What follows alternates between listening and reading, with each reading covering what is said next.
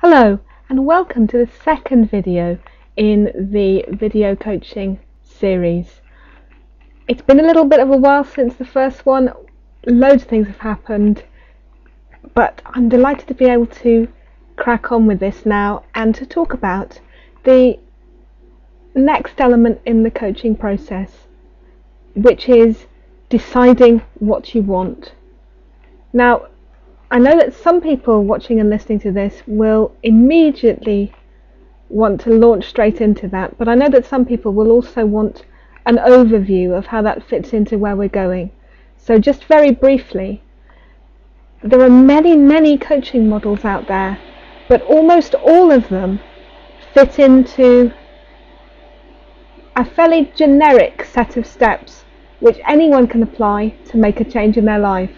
And the steps are: what do you want? Where are you now? And what is it that you perceive stops you, if anything, from making the journey from where you are to where you want to be? And in essence, it's the role of the coach to assist somebody in getting from where they are to where they want to be as swiftly and as easily and with as much fun as possible. So, those are the 3 steps, and for the rest of this video I'll be talking about what it is that you want. Now, why would any coaching process be starting with what it is that you want if that's actually the 3rd step? There is, after all, where you are and that which you perceive to be any kind of obstacle to talk about also. But the magic seems to happen when a person thinks mostly about what they want. It's as if really getting excited by what you want is in itself enough of an attractor to help you to pull yourself through almost anything to get to that place, the new place where you're the new you and you're experiencing everything that you now want in your life. So in order to build that attractor, it's very important to spend a lot of time thinking about what it is that you want.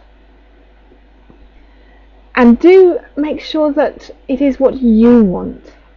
So often people feel that there are lots of things that they might want, but that the needs of other people, be it parents or children or friends or anyone else, spouses, partners, anyone else in their life at all, that those other people have more of a claim on the energy and desires of the person seeking change than that person's own desires.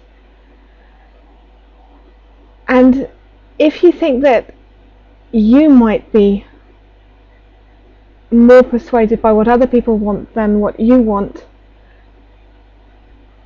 take heart, because you're not alone in that. And in many ways it shows that you have a great capacity to understand and empathise with other people, which is lovely. So retain that capacity, but at the same time allow yourself just to say, what is it that I want? Because by doing so you'll actually be a great deal less selfish and a great deal more effective than you think. Very often people are afraid that others will think them selfish if they decide what they want and go for that. However, nothing could be further from the truth, because if you are spending time being the person you really want to be, that's very attractive for others. It means that you're happy, so your happiness and contentment is radiating from you and spilling off into other people's lives. And also, very often, when a person is doing what they really want to do deep down, they're providing a great service that others can appreciate, a service or a product or a way of being. For example, if someone has secretly always wanted to write a book but feels they can't, then for months and perhaps for years they may be going along with what other people say they should be doing in their job or in their family life.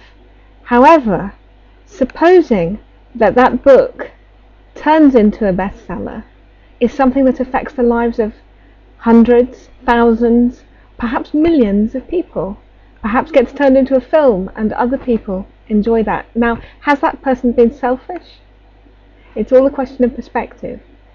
Now, equally, if you are that person with dreams of writing a book, there is an aspect to coaching which makes sure, or helps you to make sure, that as you pursue your dream, you're also nicely grounded in everyday reality, so that the bills get paid, so that you are happy and humming along in your everyday life as well. Too often when people want to pursue their dreams, they're afraid that they have to throw the baby out with the bathwater and go so wholeheartedly after the dream that the rest of their life is as nothing. No, the art of it all is balance, and part of what coaching is about is also helping you to achieve that balance. So in asking yourself what you want, allow yourself to ask what you really want, because there are various checks and balances we can put in later. Now, the second aspect of thinking about what it is that you really want is checking out that you really want it enough. This might well be because you can't decide what it is that you want, in which case your first task might be to set as an outcome, yes, my outcome is to know what I really want. That's a very feasible and quite common outcome, and getting clarity on that is extremely valuable. So if you have a myriad of things that you think you might want, perfectly okay to start with this process to say, my outcome here is to really choose and know what I want. On the other hand, you might be one of those people who does know what they want but thinks it might not be possible, and therefore, very reasonably some might say, you may feel unwilling to commit to wanting something because it seems too good, or perhaps not for someone like me. If you have any doubts like that, they're perfectly natural, but I'm asking you just for the moment to lay them aside and just allow yourself the luxury of really dreaming about what it is that you really want to have happen. If I could pick up this pen here and wave it like a magic wand, what would you have me wave your reality into? What would it be like? Really allow yourself to see it, to hear it, to feel it, to be in it. The more you can be in this reality, the reality of what it is that you really, really want, and experience every detail, the easier it will be to keep motivated and inspired to move towards it, and to feel good as you do so, and to allow yourself to overcome any challenges that may lie along the way. So, take a few moments really to experience what it's like to have what you really want.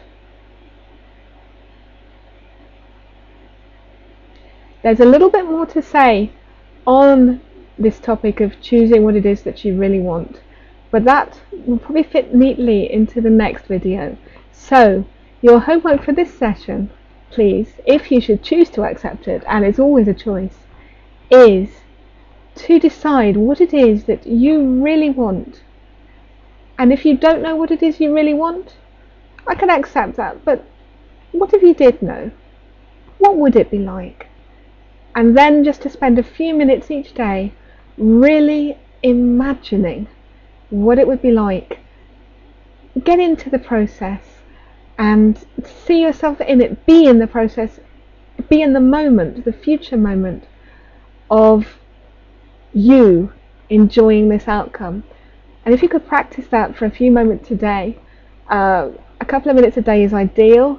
You might even want to do it more than once a day if you have the time slots available. And then in the next video I'll talk about other ways in which we can make sure that this is really, absolutely the outcome you want right now. Many thanks.